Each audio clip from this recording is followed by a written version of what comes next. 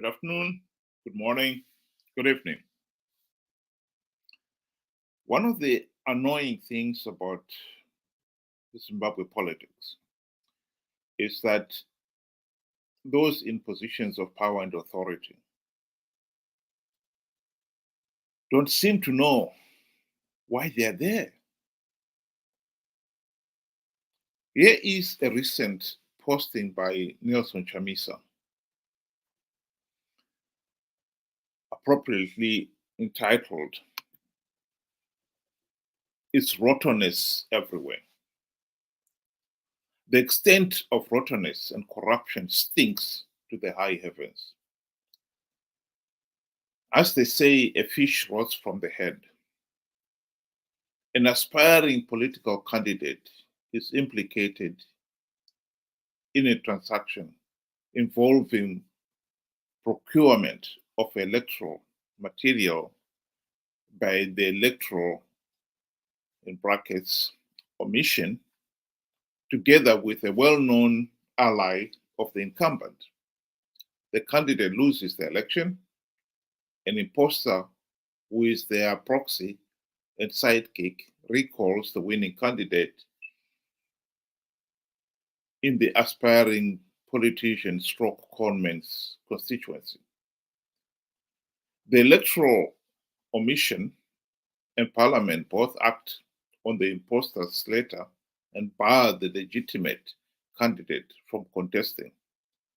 The political conman snatches the seat uncontested. It's rotten. This rottenness must be ended. Yes, ended indeed. The question is how. And we are coming to the crux of the matter. If Chamisa was being honest here, he should have talked of the rottenness, not just in Zanu PF, but in the opposition too. Because that is the root cause why we have failed to end this rottenness. There cannot be any doubt that there is corruption and vote rigging in Zanu PF. After 44 years of rigged elections, there's definitely something to be worried about. But what we cannot also run away from is the fact that in the last 24 years at least, the people of Zimbabwe have made a concerted effort to end the rottenness. Least people should forget. The opposition was elected into office for the one singular purpose of implementing the democratic reforms to stop Zanu PF rigging the elections, to end this rottenness. After 24 years, including 5 in the GNU, the opposition have failed to implement even one democratic reform. That is the crux of the matter here. 24 years, including 5 in the GNU, not even a token reform has been implemented. Zanu PF blatantly rigged last year's election because no meaningful reforms have been implemented in the last 24 years. And Chamisa and company are responsible for it. We must remind ourselves that Chamisa and company were not elected so that they could go and claim a seat on the gravy train, and from the comfort of their newfound positions, remind us all of the rottenness of Zanu PF. That was not the purpose for which people have risked livelihoods, limbs, and over 500 have been murdered by Zanu PF in the 2008 rigged elections alone.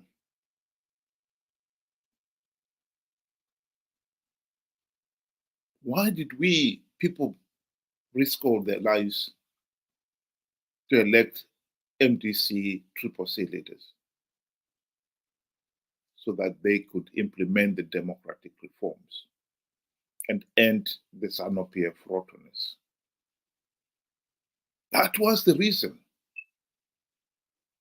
So the question is going to be asked, why is it that 24 years down the line, not even one token reform has been implemented? And all we ever get from Nelson Chamisa and company is a constant reminder of how miserable we are under Zanu PF.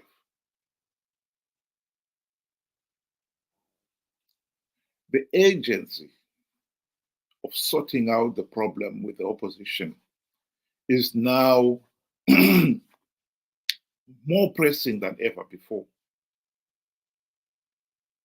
Because Zanu PF has corrupted the opposition so that the opposition now, instead of advancing the cause of the general, of the masses, of the povo, i.e. implementing reforms to stop Zanu PF rigging the elections, they are now helping Zanu PF stay in power.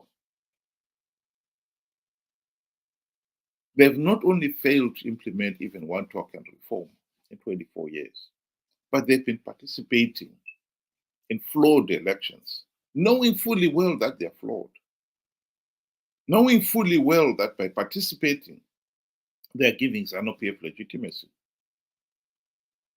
But they continue to participate out of greed. Zanu PF knows that as long as the opposition participates,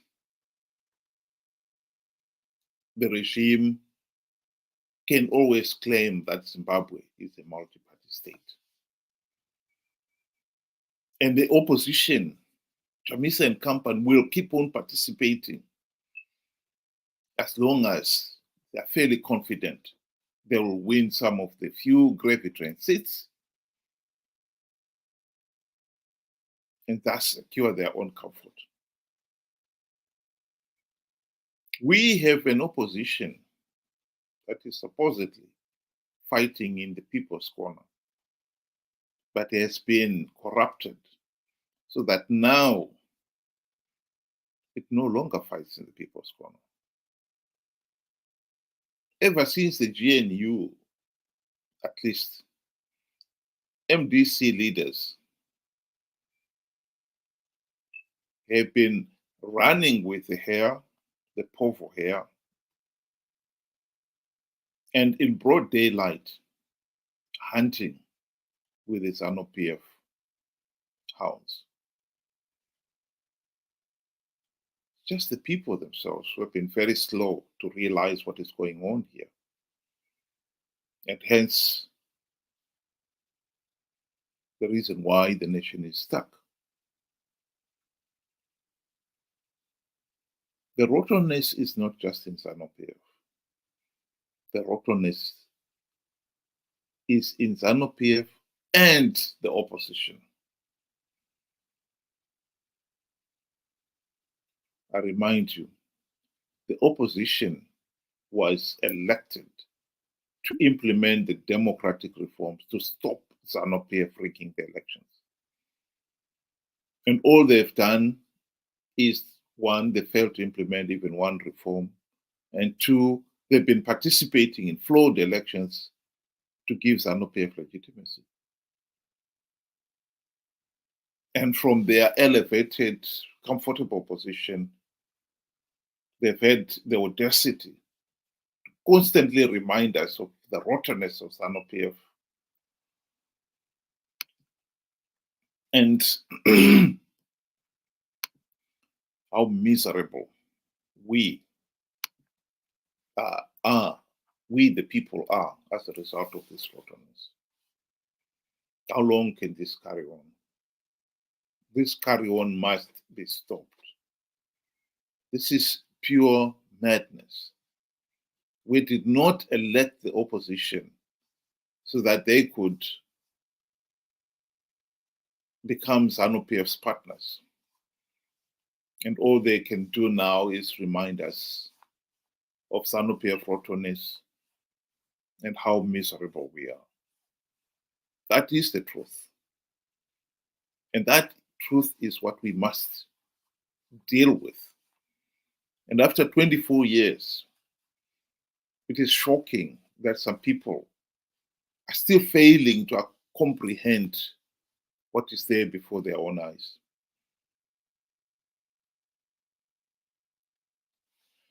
The situation in Zimbabwe reminds me of the iconic leader Thomas Mapfumo's famous song, which he sang to remind us all, and more particularly to remind the Zanu PF ruling elite that they've forgotten what they promised the people. Maiti kurima amubviri. In this song, Thomas Mapfumo asked the pertinent question, how long are we going, as Zimbabweans, expected to wait for what you promised? Economic prosperity, justice, a meaningful say in the governance of the country, and an end to all this rottenness. But I think after 24 years of the MDC CCC, that song must now be asked of Chamisa and company. They promised, and the party name itself is testimonial to that promise, that they will deliver democratic change. The party was the movement for democratic change. Even the new name CCC still promises change. How long are the people of Zimbabwe expected to wait for this change? You promised change. How long are we supposed to wait for the change? Because so far, no change has come. You participated in 2023 elections, knowing fully well that the process is flawed. Chamisa himself is the one who promised that CCC was going to win big because he had plugged all the vote-raking loopholes. And now he's telling us of the rottenness of Zanu PF, the rottenness of the electoral process, how the election, the ZEC, which he now calls the election omission. When did he learn that? Because before the 2023 elections, he said he had plugged all the vote-raking loopholes. In other words, he had plugged some of those loopholes that allowed ZEC to rig the elections. Why did he make that promise when he knew that ZEC was captured?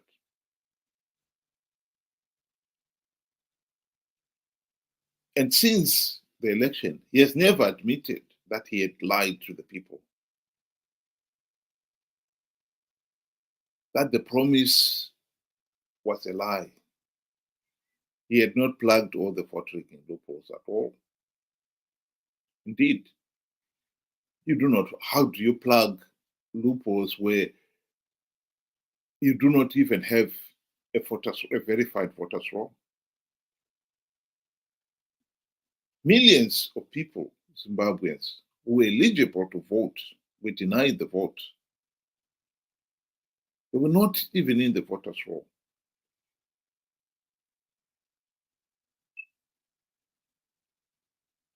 How do you plug that? Of course, you don't plug it.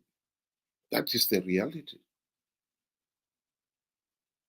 ZEC did not want a verified voters roll because they knew if there was to be an audit of the voters roll, it will reveal that that voters roll is not fit for purpose. And yet, Chamisa and company still decided they were going to participate in those flawed elections, regardless. Why? Because they were after the few seats that they knew Zanu PF has always given away to give the impression that Zimbabwe is a healthy and functioning multi-party democracy. Yes, an impostor in the form of Savango, as he refers to in his posting there, recalled those Triple C leaders who had won, a number of the Triple C leaders who had won the gravy train seats. But this is nothing to the people of Zimbabwe. The whole electoral process was so flawed that they should have not taken place. SADC and the AU dismissed the process as flawed and illegal.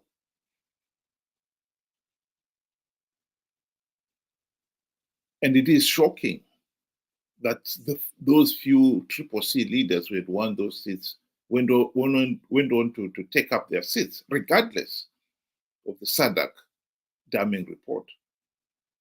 Proof that they didn't care about the election being flawed as long as they secured their few gravy train seats. The rottenness is not just in Zanu PF. The rottenness is in the opposition. And at the present moment, we need to deal with the rottenness in the opposition because it is now enabling Zanu PF to stay in power. The people of Zimbabwe have risked life and limb these last 24 years to elect Triple C MDC leaders into power for the primary purpose that they would implement the democratic reforms to stop Zanu PF rigging the elections. They have not only failed to implement even one token reform, they're now participating in flawed elections to give Zanu PF legitimacy, to perpetuate the rottenness. That is the problem. And we must deal with it. We cannot deal with Zanu PF rottenness without first dealing with the opposition rottenness, because it is now the enabling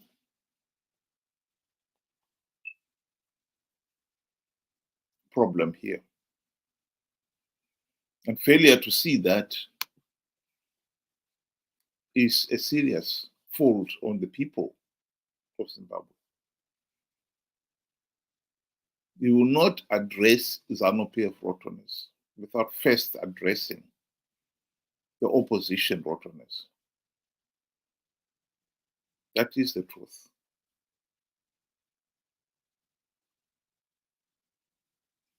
We have had 44 years of rigged elections.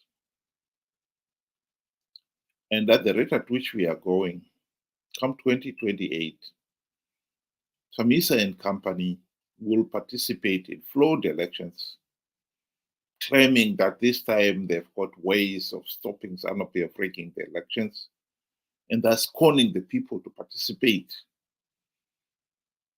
And after the election, Zanu PF will win the presidency and the majority in parliament.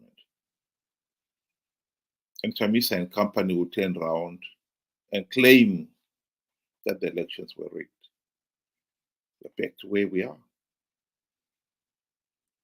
He and a few of his friends will secure a few seats on the gravy train, and from their newfound comfort, they will remind us of Zanu PF rottenness and how much we are suffering as a result of it. I don't find comfort in that. And I think people in Zimbabwe must wake up to that reality, that this is not what people have risked their lives and limbs to elect the opposition to do. Let's go back to the drawing board and clearly define what is it exactly we want the opposition to do. And what we want the opposition to do is to implement the democratic reforms to stop Zanu PF rigging the elections. They failed to do so in the last 24 years, including 5 years in the GNU. And it is naive to think they can do so now. Indeed, all Chamisa and company are desperate to do is maintain their position as the main opposition party in Zimbabwe. They will participate in flawed elections to win the few gravy train seats Zanu PF is offering,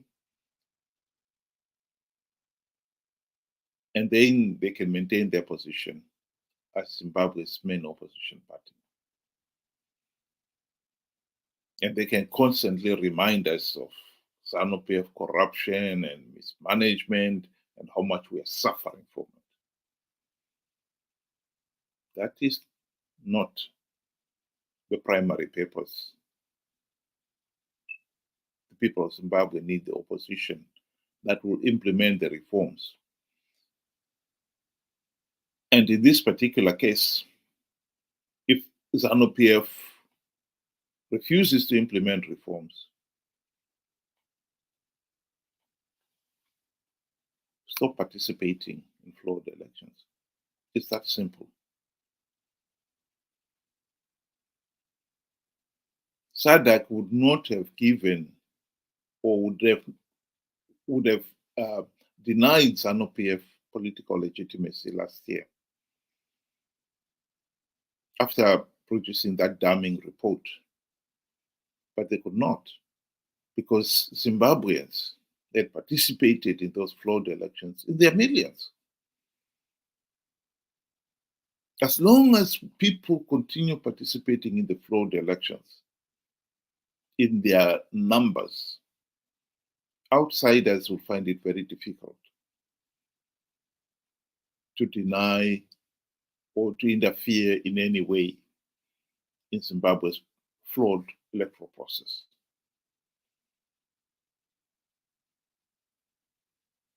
We have got to learn the lesson, and the lessons must be learned, that the rottenness in our political system is not confined to Zanu PF. It's permeated to the opposition too. And the opposition are taking us, the ordinary people, for a ride, for fools.